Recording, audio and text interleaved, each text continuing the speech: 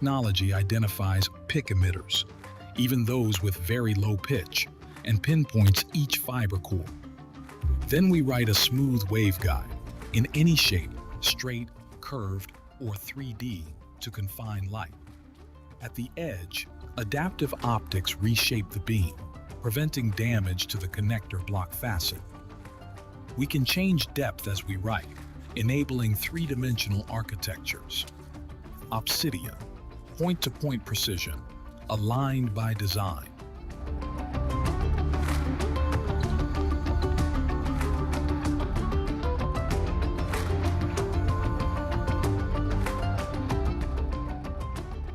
Optica will bring together the brightest and best in Los Angeles. Corner, New York, Brussels, Glasgow, Sunnyvale, Paris, and Malaga.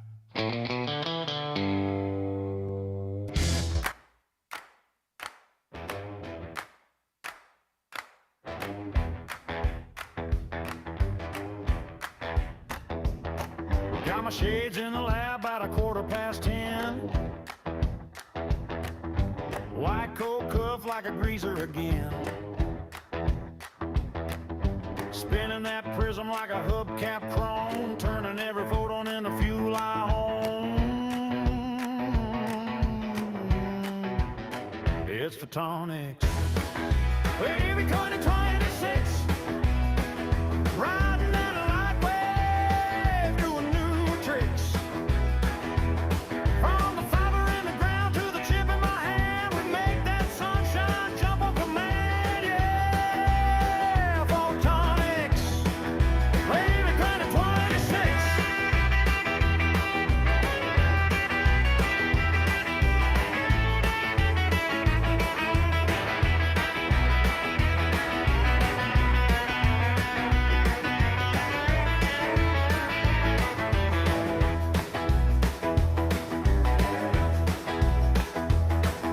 Tiny little wave got on a thumbnail chip. Makes your eyes look slow and stiff. Lasers in the toolbox, markers on the floor, drawing up a future through a tiny door. It's photonics. They're upon a ton of shits. Riding that light wave, doing new tricks. From the fiber in the ground to the chip in my hand, we make that sunshine jump on command. Yeah, photonics. Baby, photonics.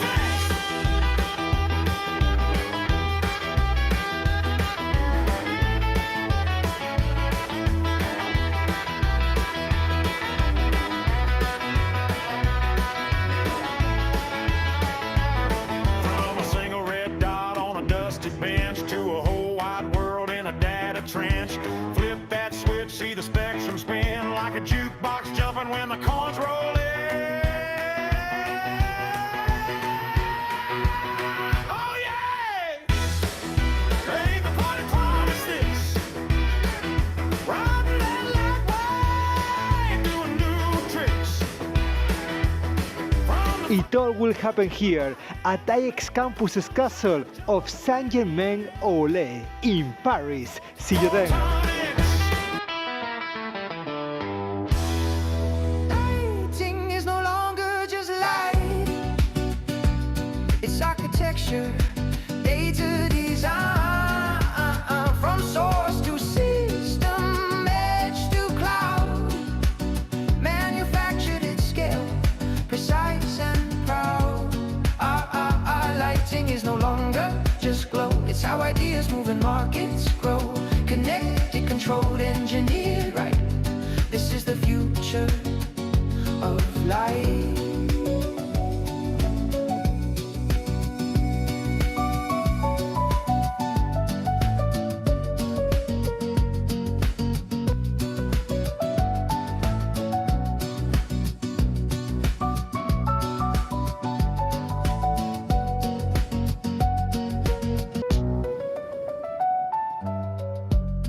This is Optica.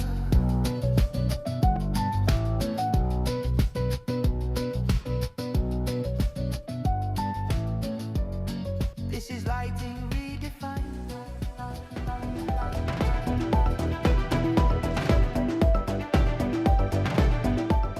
We link the photonic integrated circuit to the fiber array with precision using machine vision. No guesswork.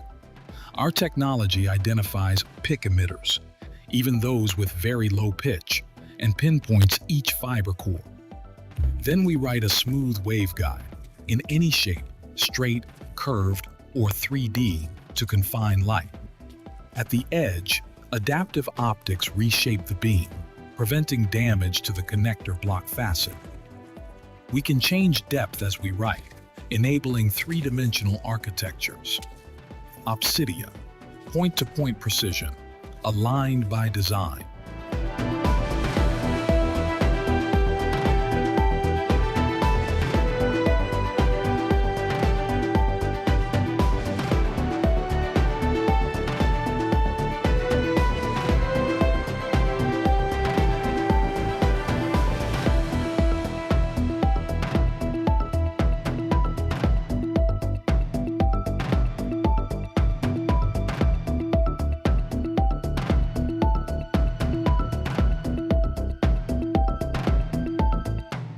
Good evening, everyone. Welcome to the Optica VIP Reception. It is great to see so many familiar faces and many new ones as well. We're especially pleased to welcome you here in the San Francisco Museum of Art tonight. In a few minutes, we are honored to welcome a keynote from John T.C. Lee. John is president of MKS Inc. Few people have a clearer view of how optical technologies move from innovation to scale. Before we begin, a brief reminder. There are two important in-person Optica meetings in March. Both are in the United States. Both are designed for CEOs and CTOs. First, on March 16, we will be in Los Angeles for the Optica Executive Forum, a one-day closed-door program debating the future of optical infrastructure, AI, and scale. You will hear from leaders across networking, compute, and manufacturing, from Arista, Cisco, GlobalFoundries, Marvell, Coherent, and Lumentum, along with Meta, Light Matter, and Celestial AI. The common thread is clear. Optical infrastructure must evolve to support AI scale systems, and decisions now need to be made urgently. Then, 1 week later, on March 24 and 25, we meet at the Corning Museum of Glass for the Optica Industry Summit on Advanced Optics. This meeting is a deep tech dive, but it stays grounded in manufacturability.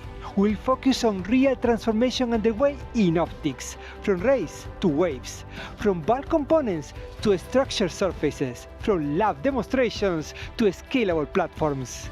We will share more details during tonight's reception, and we hope that many of you will join us.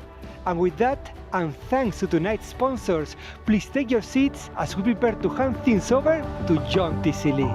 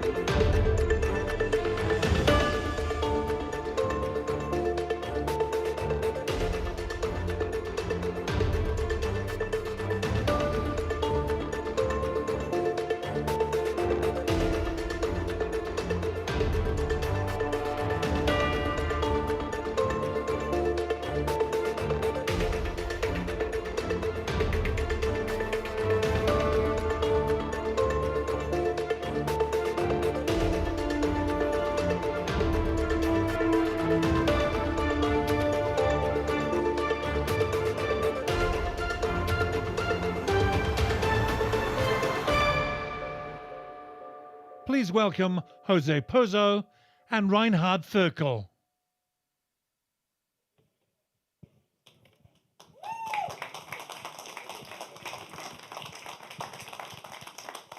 Hello everyone here in the room and everyone else watching this live in YouTube. Feels great. This is the fourth year in a row in which we bring our executives together on a magical evening. I would like to say first that 2026 is a really important year for Optica and for the corporate engagement program. Over the last 3 years, we've been working really hard to make sure that all of you, executives of corporate members and friends and potential members, all of you connect with the AI boom. In 2026, this becomes a reality. All our events dedicated to industry have a common theme: to make sure you connect with the integrators and end users of AI. Whether it is on medical technologies, whether it is on advanced optics, on defense, and of course, on data centers, we have selected the who is who on AI and have made sure that they share with you their unmet needs. This is the year, 2026. Many new things are going to happen this year, but there is one which we start with. The Corporate Engagement Council has a new chair. So please give a round of applause to the chair of the Corporate Engagement Council 2026, industry veteran and good friend, Reinhard Volker. So thanks, Jose. Thanks for the whole Optica team making this happen. Thanks for coming here. Thanks for your trust and your support. So this museum for me is a magic place. So 1995, when this was created, every year I'm in San Francisco, I'm here. Not only down here, and I go up in the galleries. And the most interesting thing is that some of these powerful artworks, they were created in very difficult times. You see the year 1914, whatever, there was war, there was depression, the artists, they were starving, they were in a very desperate situation. And it seems that when life becomes insecure, creating something meaningful is a way to survive and to move on. And 2026 is a challenging year. Let's call it like this. So, yeah, you agree, I guess. So 2026. So we need to stick together. And this is why these events where we have the leaders in our industry coming together, your competitor, your friends, your suppliers, your customers, we all meet here because we are one industry and we have to solve the same problems. And this is also what the Optica corporate engagement is doing. So we have 7 big events this year. So we have an event at Corning. We will see most of you at the OFC or at the PEC in Sunnyvale. And I hope we see each and everybody of you in Malaga for the Global Photonic Economic Forum in September. We also have 18 online meetings on deep tech. So just get in, it's for free, and it's usually you meet all the people online. And the thing is, we need your support. So I guess each and everybody in the room is a corporate member of Optica. If you're not yet, don't tell anybody, but just join. So if you're a corporate member, encourage the others to join, because we can only be strong together. So this is what the message, what we need to do, stick together and make 2026 a year to remember. So now it's my honor and pleasure to introduce John T.C. Lee, the CEO of MKS, for the keynote. Good evening and welcome. Thank you for joining us tonight here at the San Francisco Museum of Modern Art. This Optica VIP Executive Reception is about starting the year with clarity, with leadership, and with people who are shaping what comes next for the photonics industry. That brings me to our keynote speaker tonight. John T.C. Lee is President and CEO of MKS Incorporated, a company operating at the intersection of photonics, semiconductors, advanced packaging, and industrial technology. John is a long-standing leader within the international photonics community. He's a regular speaker at the Optica Global Photonics Economic Forum in Malaga, Spain, and a member of Optica's executive team of trustees. Last year, he was awarded the Optica I4 Prize for Individual Achievement, recognizing leadership in photonics, through vision and impact. John has been with MKS for 17 years. Under his leadership, MKS has evolved from a single market instrument company into a global technology platform. Through acquisitions, including Newport, Spectraphysics, Ophir, and Attotech, MKS now supports over 85% of wafer fab equipment applications and nearly 70% of critical steps in advanced packaging and PCBs. So what is the theme of tonight's keynote? Well, I think, one of the things that is on everybody's mind is AI.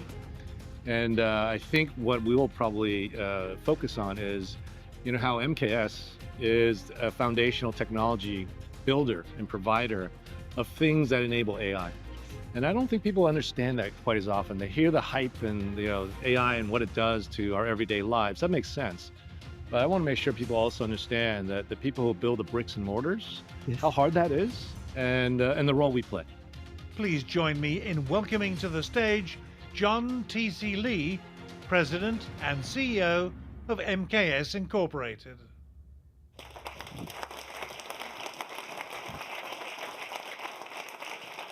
Great, thank you everybody, and welcome to this evening. I love these venues because everybody's had a lot of drinks, hopefully, so my talk will be a lot easier. But as the video said, I hope to broaden a little bit more about that theme of being a foundational technology provider.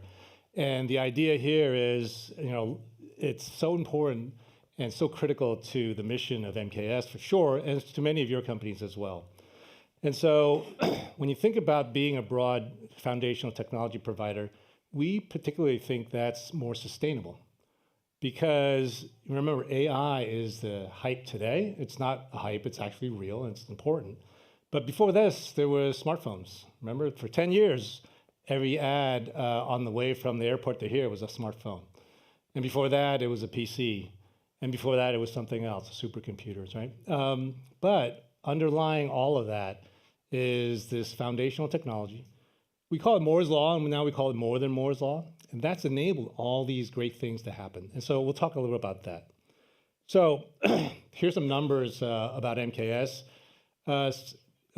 Last 12 months of revenue, $3.8 billion from the end of Q3 back. We're in a quiet period right now. But I'll point out the last two numbers in the middle, on the lower row, 85% and 70%. You heard the intro. If you think about every semiconductor chip fab in the world, it's a sea of equipment, 1,000 pieces of equipment in every fab in the world. And 85% of every piece of equipment in every fab in the world has multiple MKS subsystems in it. And we'll talk a little bit more about that. More importantly, to enable advanced electronics, of which AI is the latest example, you need to put these chips together. They need to talk to each other as if they were one big chip. And you need to do that, otherwise you can't get the cost down. And to do this, you have to connect them through PCBs. That used to be something that was not sexy, relatively easy. People didn't necessarily make a lot of money with it. Wasn't a lot of technology in it, quote, right? Turns out, though, that wasn't necessarily true, but there's a lot more technology that has to go on to enable PCBs to be able to do the things we need to do. And MKS addresses 70% of all the steps needed to make these PCBs what they are, drilling the holes, filling the holes with metal interconnects. And we'll talk a little bit more about that. These are the two things that are foundational to advanced electronics today. This slide shows a little bit about the history of MKS. So we're about 65 years old, and for the first half of our history, we're private. And we started with one product, like many of your companies who are big even today, started with one product. And at some point we said, this product is measuring pressure inside a vacuum, which is a little ironic. There should be no pressure in a vacuum. Well, there isn't until you add gases and whatnot. If you can control that pressure really well by measuring in a corrosive environment, then you can perhaps enable different kinds of processes that enable semiconductor manufacturing. So the pivot was to move to an application of a market, semiconductor manufacturing. And that one product then grew, and that enabled us to develop new products organically as well as to do M&A. We went public in 1999. And with that public funding, if you will, we did about 24 different deals just in semiconductor equipment. as well as organic development. And so you can see from about 2000 to 2015, we call this the era where we had one strategy. It was called surround the chamber. It was a vacuum chamber. Anything that surrounded the vacuum chamber that was critical, we cared about, either to acquire or to develop organically. And why were vacuum chambers important? Well, vacuum chambers are all the deposition etch tools, and that's about 50% of all the pieces of equipment in making semiconductors. And so that was fine until we realized that the semiconductor industry is a capital industry, very cyclical, up and down. So we kind of, when we hired new executives, we said, have you ever been in a cyclical industry? And many said, yes, of course. Well, how cyclical? Well, it can go up 5%, go down 5%. How about 50? And a lot of them who come from different industries just, no, can't. No one ever, in the right mind want to be in an industry that goes up 50% and down 50%. Or can you manage through that, right? But that is semiconductor equipment, especially in the vacuum chamber segment of semiconductors. So we decided we needed to at least diversify a little bit. And that was the acquisition of Newport Corporation. Newport had also done about 20 different acquisitions throughout their history. Photonics and lasers and optics and motion and beam profilers, et cetera. So what Newport did when we acquired them is it did two things. We diversified our markets to other markets, not just semi, but it also actually added lithography, metrology, and inspection to our portfolio for semi. So we went from 50%, added another 33%, and that's how you get 85% of every piece of equipment in every fab in the world. Now, the other thing that Newport did was taught us as semi guys originally about lasers and about what you could do for lasers. So we developed another strategy in addition to that called surround the workpiece. Surround the workpiece meaning a workpiece is anything that I have to do a laser to, either modify it, change it, measure it, and that was important. And if a company did something like that or technology did something like that, we cared, and it was interesting to us. So surrounding the workpiece. We also changed surround the chamber at the time to surround the wafer, because now we had 85% of every fabrication tool for making a wafer. And then, of course, that led us to the acquisition of ESI, Electro Scientific Industries, in 2019, because they made a system with a laser, motion, optics, et cetera, to drill holes in PCBs using photonics. That is significant because that was the first time we had a systems product. Before, we always had subsystems, components, whatever you want to call them, but that was the first time we had a system, a complete tool. What that did is it actually got us to a different level of interaction with customers. And then we announced the acquisition of another company called Atotech. While we were doing that, we did an acquisition of Photon Control. Photon Control added to surround the chamber. We closed Atotech in 2022. And what did Atotech do? Atotech is the world leader in providing chemistry and chemistry equipment for the PCB industry. Because at the time, in 2021, when we announced the acquisition of Atotech, we said, look, packaging is undergoing this revolution of complexity that is going to be just like the semi movie that we've seen for the last 30 years. It's just 30 years later. This is really something that we really want to do and something that we think we could be good at. I would say the reception for investors was not great at all. We also took a lot of money to fund it. And even in 2022, when we closed, almost a year later, we were telling the story about packaging matters. You got to put these chips together. They got to talk together. Logically, everybody got it, but fundamentally, they didn't really get it until, well, even when ChatGPT happened, I think September 2022. So we closed in August 2022. September 2022, Sam Altman says, I got this thing called ChatGPT. It's AI. It's really cool, right? Within like a week or a month, billion users are using it, right? And even then, people didn't connect packaging to AI because AI is being used as software until Jensen Huang and NVIDIA said, oh, I make these boards that enable ChatGPT. And these boards, he never holds up a chip, right? He always holds up a board because it's got many of his chips on it and many chips from other people on it. And that board glues it all together. And I think that's when everybody finally realized, oh, That board is not just a piece of cardboard that you put all the chips on. It's actually a very complex, high technology part of an AI board that enables AI. And so I think now people are starting to realize that packaging is just as important to making advanced electronics today as the semiconductor. So if you look at and they're complex markets, so we thought we'd show this slide. We've shown in the past before.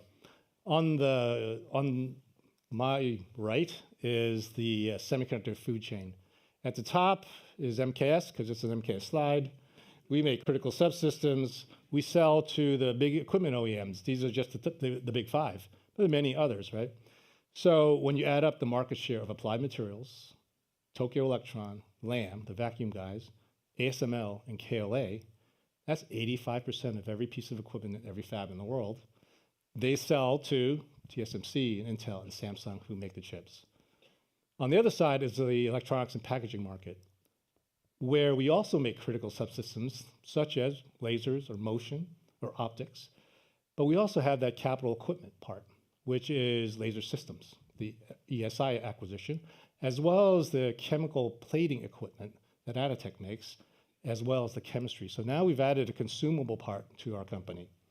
We sell to companies that you probably don't hear about too much. Companies like Unimicron or Avery. Samsung you've heard of, but this part of Samsung, Shinko, Ibiden in Japan. These guys take our tools or competitors' tools, drill holes in the PCBs, take our tools and put these PCBs through our tools, and we clean them. We put copper in the holes. We put copper lines, and then we put bond films on it and put the next layer on top and do it over and over again until, for an AI board, you have 40 layers. Right? For a dishwasher, it's 4. Right? For a smartphone, it's 10 to 12.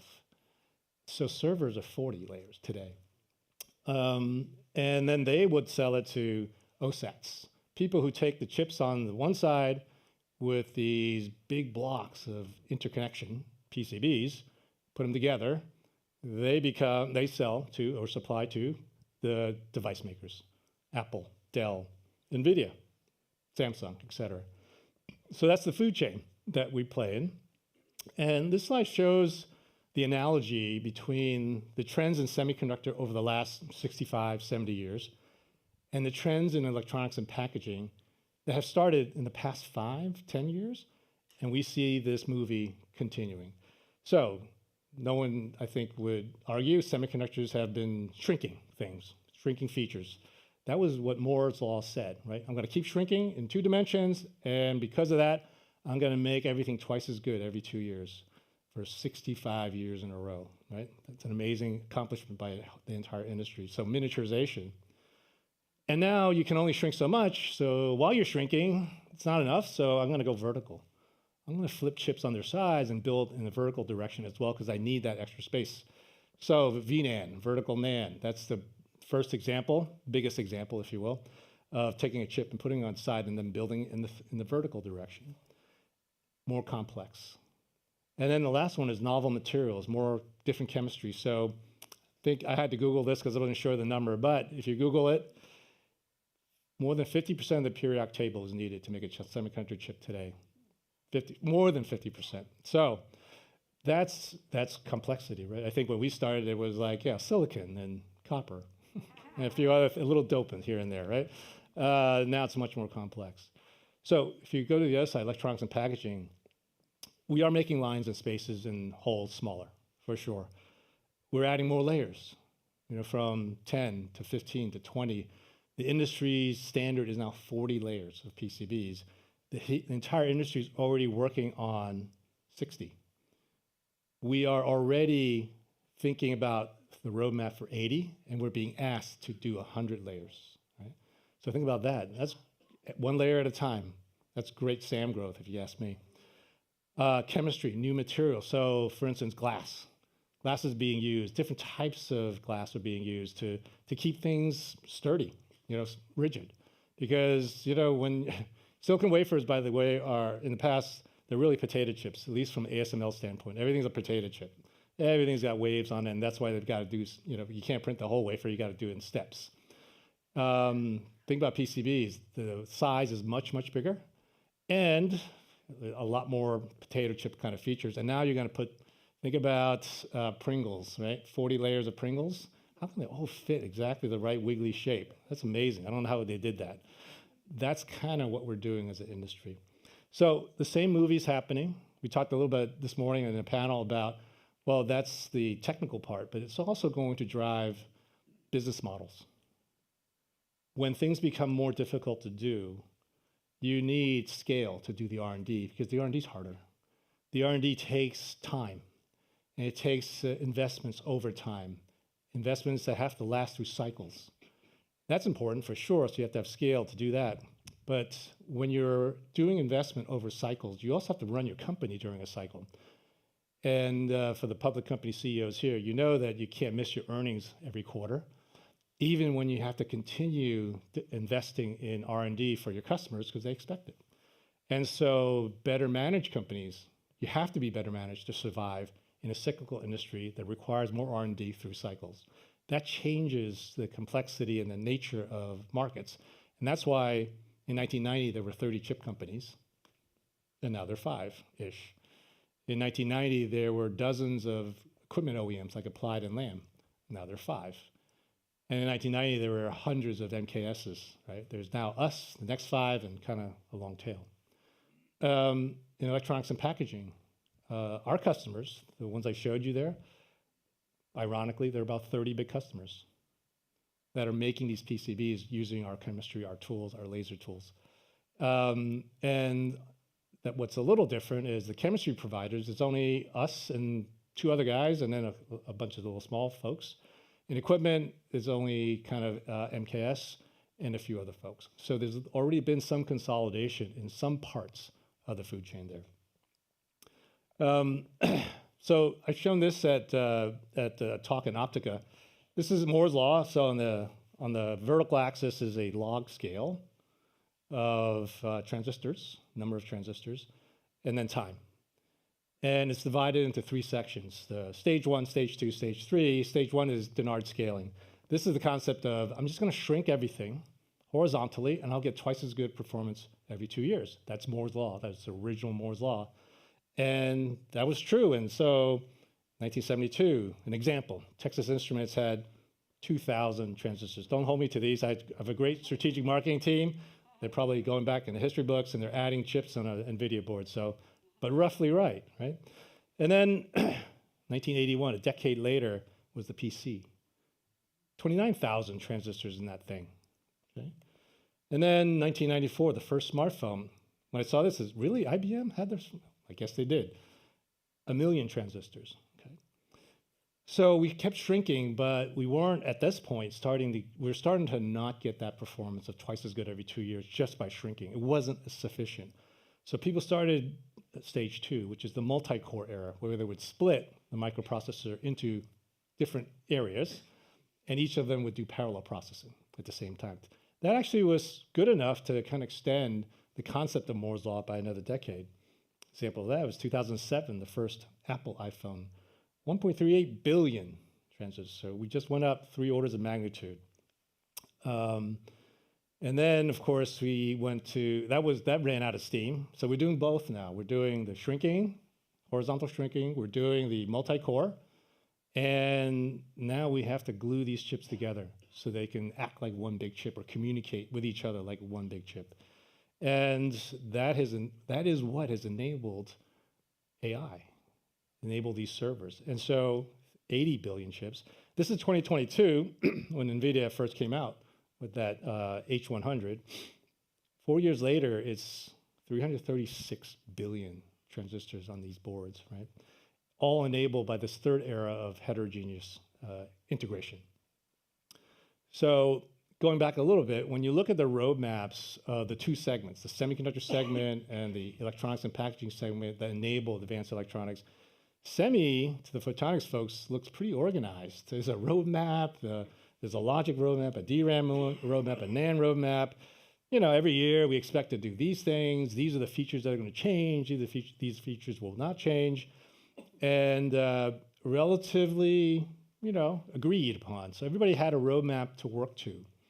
Now, there's a lot of work going on, right? A lot of different things being tried before these roadmaps happen. So you know, when you go to, you know, gate all around, the logic gate 2024 gate all around, that was talked about 15 years ago. And I wasn't sure that that was going to be the way we did it. It just turns out that after a while, this became the industry standard because it was the most efficient, the most cost effective. Same with DRAM, same with NAND. And if you look at the NAND roadmap, that's really incredible. So, you know, we've already turned it on its side and gone up in stacks. But now we can't do it anymore economically by making one stack with more and more layers. So what do? We make multiple stacks and we glue them together, wafer to wafer bonding, right? Another innovation. Wafer to wafer bonding was something talked about 30 years ago. It just wasn't so good. You know, the precision was just not there. You bond them together, nothing connected, just didn't work. Now we're bonding multiple stacks and yielding, right? So semi looks kind of organized. And then the semi is on top in this cartoon with an interposer layer and then the package substrate below it. The package substrate is a PCB. The printed circuit board below is a PCB. They're just different names for the PCB, similar materials. This is where the package substrate could be about 15 to 20 layers today. The printed circuit board, PCB, is maybe 30 layers. And it's made up of two different types, washing machine type things, MLB, multi-layer boards, that's 20 layers, and HDI, high density interconnect PCBs, that could be 10 to 15 layers. So that's, think smartphones. But all of it has to be connected together so that you can have these chips talk to each other and these chips talk to the outside world. So when you look at the electronics and packaging trends, we try to make the chart similar, but it is on the y-axis again, increasing functionality. And then time. And the first revolution for some of you my age, remember putting those little chips with little, you know, legs onto a PCB and soldering that thing to, you know, for your, you know, EE 101 class. That was the idea of, you know, through holes, right? That was packaging. That was chip packaging, right? Now you go to the second revolution and, you know, it's surface mount. And the idea of surface mount is behind the chip, it's not just legs on the side, it's interconnections throughout the entire area of that chip, it's underneath. And so you can flip chip it, you can bond it to many more interconnections. And then the third revolution is where we are today, which is we call 3D integration. So I'm gonna drill holes through memory chips, and then I'm gonna stack them on top of each other and connect them so I can have high bandwidth memory. And I'm gonna have 8 of them. Then I'm gonna have 12 of them, then I'm gonna have 16 of them. All so that I can have more DRAM to talk to the CPU and the GPU next to it on a 3D integrated heterogeneous board. And so packaging has evolved as well as the idea of Moore's Law as well. And so the summary is that these have been remarkable advances that have enabled advanced electronics. And this has occurred over the last 6 decades. We have had different phases of it. The important thing is that to enable advanced electronics, the semiconductor part of it is necessary but no longer sufficient. You need the heterogeneous integration. In fact, when we as a board were looking at Aditech packaging, the decision we had to make was, do we want to be foundational to semiconductors only, or do we want to be foundational to advanced electronics? That wasn't a choice you had to make because being foundational to semiconductors was foundational to advanced electronics. Remember in the Intel days, when they came out with 286, you bought a new computer. It was just a chip that changed. 386, 486, Pentium, we all went out and bought a new computer because the chip changed. Now you need both the semiconductor and the packaging of the chips to enable advanced electronics. So when we decided we want to be foundational and continue to be foundational to advanced electronics, we had to make a big bet, right? That getting into packaging was going to make sense, it was going to pay off in the long term. Now photonics plays a key role in all this. We had a question this morning about, you know, where should we go in photonics? What market should we push into? And my answer was, you know, photonics is already in advanced electronics. ASML, KLA, right? Lithography, metrology, inspection. Those are huge, huge industries that are enabled by photonics today. And if you think about where that could go, You think about the companies like Coherent and Lumentum, enabling interconnections, optical interconnections of data centers to each other for sure, like telecom, but also racks to each other within the data center, as well as perhaps within the rack, right? And those are the kinds of opportunities for photonics as well. And so there is already a huge market that's driving the need for photonics innovation. And so MKS as a leader in this, we want to stay foundational to advanced electronics. That requires both the progress that we've made in semiconductors as well as in packaging. And we think that the movie that we've seen in semiconductors over the last 65 years is going to repeat in packaging. And that's it, short and sweet. Thank you very much, and happy to take any questions. Thank you very much, John. We are, of course, open for questions in this Q&A. My colleagues from corporate engagement are here with microphones. All you have to do is raise the hand, and the microphone is coming to you. The first question comes from me. The stock price of MKS is high. Congratulations. But yes, that's are good. there any lessons learned, anything you can share with us regarding to that stock price? Yeah, well, some of the public company CEOs know this, but we were kind of as a stock in the penalty box after the acquisition of Atotech, because in order to do that acquisition, we took on a lot of leverage debt. If you're an investor, you say, well, they really can't do any other things to grow for a while because they got all this leverage. They got to pay it down, and then they might do M&A. And so, well, why would I invest in them? Because they're not going anywhere for a while. And plus the leverage was high, so there's more risk, et cetera. So, but as we made progress in reducing our leverage, and as semi is going through what may be a super cycle, and as I said, we support 85% of it, I think those two factors have allowed a lot of investors to jump back into the stock. Yeah. Talking about semiconductors, in the team of trustees, we'll be discussing a lot about the CHIPS Act in Europe and in the US. Yeah. And every time we hear of the CHIPS Act and photonics, we always end up talking about photonic integrated circuits, silicon photonics, indium phosphide. You offer lots of photonic technologies to the semiconductor manufacturing industry. Do you feel like the laser, the tooling, the equipment for semiconductors made with optics and for optics is not being seen as part of the CHIPS Act? Maybe. I think for sure semiconductors are part of every government's radar, right? Because it's the new oil. It can enable countries to be ahead or not in the semiconductor manufacturing, but also therefore in the ability to model things for weapons. And that's really why countries care now.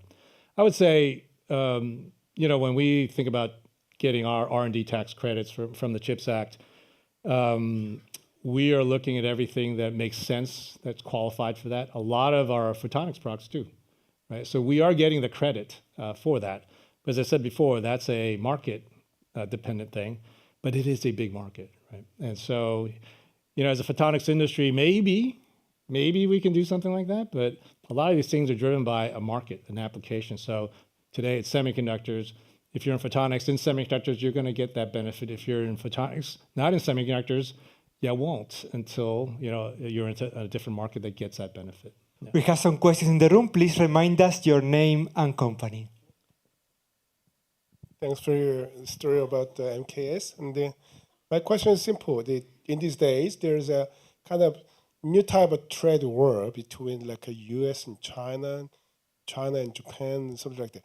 Can it be good news to you or bad news to you for MKS? I mean, for next 2 or 3 years, or after new president, maybe it could be different. But so how do you figure out your MKS's further the directions and way to protect yourself against those kind of trade war? Yeah, I could ask a couple of colleagues here, Chuck, how'd you do it, and Edwin? I would say this, it's added much more complexity, much more risk. And so being able to think about risk is important, being more aware of geopolitics. We didn't have to care about geopolitics in the past, now we do. I would say this, we used to be just in time supply chain. COVID taught us to be just in case. So we had built up a bit of muscle in our supply chains to think about how to, deal with unforeseen circumstances. Tariffs and trade wars have just kind of reinvigorated the teams that we said, go back to your regular jobs after COVID, come back, reconstitute all these teams to deal with tariffs. So we have an army of people just like every other company. We're global. We have factories everywhere. Many of our factories supply each other, right? Many of our suppliers are in different countries supplying each other. And the first thing you have to do is, are we even compliant with all the tariffs? And once you say, yes, we are, then it's like, how do we mitigate? So it is a lot more work to be compliant. The bigger question is, are trade wars good? As any economist will tell you, no. Well, any economist will tell you that's a bad idea. Usually we all lose. For MKS, we were affected because in October 2022, when the Biden administration came out with the first big semiconductor restrictions, we couldn't sell to our Chinese customers, equipment OEMs. And we publicly said out of our $2 billion in semiconductor revenue equipment, about 15% went away overnight. Yeah, it hurt a lot. And that's still gone, right? So a part of the market is now not accessible to us, and that's bad for MKS for sure. At the same time, people are building new factories in Arizona, in Europe, and elsewhere, and you can argue that that capacity wouldn't have been needed, but now it's being built, and so that's actually the tailwind. But in the end, the market will decide how many chips are needed, how many factories are needed. So eventually, we'll come back to balance. But in the meantime, there's all this chaos, if you will, and we've had to deal with it with lots of people doing separate jobs and they were hired to do. These are parts of our teams that have to be bolstered now because a lot of people are doing this kind of work. Let's do 2 or 3 more questions and then we continue the networking. Please remind us your name and company. Yeah, Chris Wisner, Avicenna Tech. Great overview. Yeah. Now, you said you had made a lot of acquisitions, so MKS is a conglomerate of many companies. How do you get them all to buy into the corporate vision? Yeah. What are the secrets? Yeah, it's a great question. So when I joined MKS, we hadn't really done that. There was many different companies. When we bought Newport, there were many different companies. In fact, the strategy was a house of brands, right? And so everybody felt different. I would say this, at some point in the original MKS, we had to change that. We said, we will become one brand, MKS. All the other companies we bought, you will be product names. It's okay, it doesn't mean it's good or bad, it's just that we can only have one brand. When we bought Newport, we still allow Spectrophysics, Ophir, and Newport as the sub-brands of MKS. But many of the other brands, the house of brands, have become product names as well. So that's one way. That's just branding. But your question is even deeper, is culturally. The way you like to think about it is, so we have 10,000 employees, a third in Europe, a third in North America, and a third in Asia, right? And our policy is we're not going to move everybody to Massachusetts, right? Because if you're German, you like to live in Germany. If you're Korean, you like to live in Korea for a reason. And when we acquired these companies, we acquired the technical talent. Manufacturing might move, but the technical talent is what you paid for. And they don't move, right? And so as a culture, we like to tell everybody, celebrate your local culture. You should. But we as a company, as a corporation, have to make it, it's our job to make it more attractive that you're part of a bigger umbrella, a bigger organization, a bigger effort, right? And so, a lot of that is hard to do. It takes time because a lot of folks get wedded to, well, we're part of this company, part of this company. But it is work and it's hard to do, but I think if you're consistent, but you have to offer a value, right? There has to be value to somebody to be part of MKS. And as stock price going up helps, by the way. But I think if you can show a culture of inclusion, including everybody, even if they come from different parts of the world, even if they do different things, but the culture of the company is that we're bigger, we're part of MKS the brand, then I think you get that, that progress. But it is a work in progress. I mean, we did 25 acquisitions. Newport did 20 acquisitions.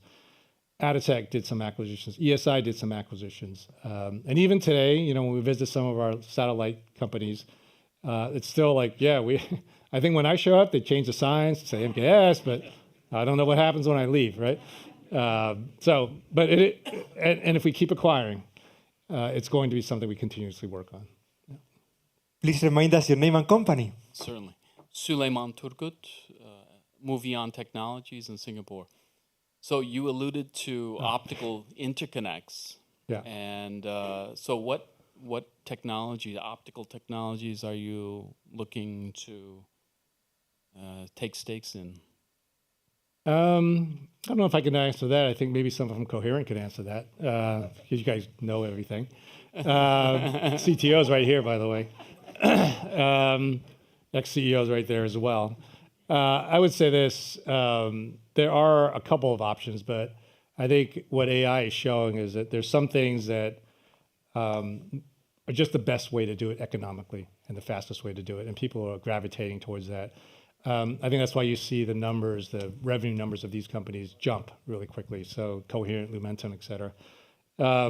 So I don't think we, as MKS, are betting on the optical interconnect technology, optical interconnect technology. But we are betting that it will grow, and we're betting that they're going to need photonics and optics and semiconductor fabrication equipment to do it. Right? Let's allow one more question, and then we all go to continue with the networking. Please remind us your name and company. Hello, I'm Lucas from Optiman. Thank you very much for the presentation. I have a question about your R&D efforts. You invest really heavily into R&D. Can you elaborate a bit, like how do you focus on, is it more to penetrate into new markets, or on contrary, increase your market share in the existing markets? And then how can you align all the efforts within the whole group on the R&D efforts? And do you do that, or is it like more spread out? Yeah, we have a strategic planning process like many companies do. We start off with a zero-based budget. Just because you had R&D of this amount last year doesn't mean you automatically get it. We look at, when we did this, before I started, we would have a process where somebody would just come in and say, look, I invented this new widget. Isn't it great? Give me some money so I can go sell it. We flip that around. And the first part of the strategic planning process is, general manager, tell me about the market opportunities. I don't want to hear anything about what you might do or might not do in terms of widgets and systems and whatnot. Tell me the market opportunities. I want to make sure you understand the market opportunities first.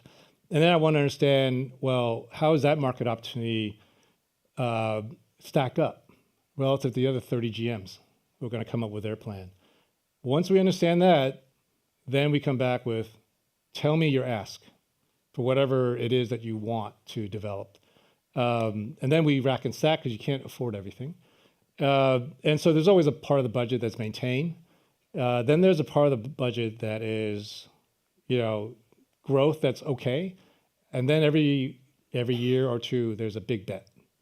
One of the biggest bets we made was RF power for high aspect ratio etching to enable VNAND. So before VNAND, etching was just a certain aspect ratio. When you start turning things vertically, you have to etch a hole all the way down to connect 70 layers, now 100 layers, now 150 layers, now 200 layers. That etch is incredibly difficult, and it required something called an RF power supply that could enable that. That RF power supply has never gone through that kind of evolution in terms of power ever in the history of semiconductors, right?